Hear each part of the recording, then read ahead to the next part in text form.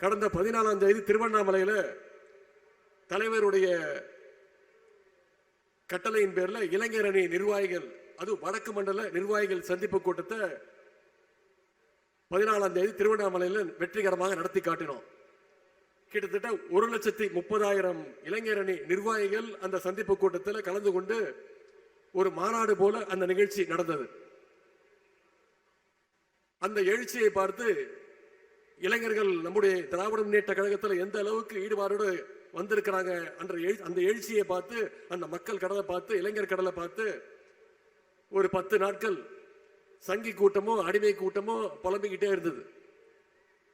இன்னைக்கு பல்லடத்தில் கூடியிருக்கக்கூடிய இந்த கடல் போல் கூடியிருக்கக்கூடிய நம்முடைய மகளிர் கூட்டத்தை, இந்த மாநாட்டை பார்த்தாங்கன்னா அந்த சங்கி கூட்டமோ அடிமை கூட்டமோ அடுத்த 10 நாளுக்கு நிச்சயமா தூங்க போறது இல்லை.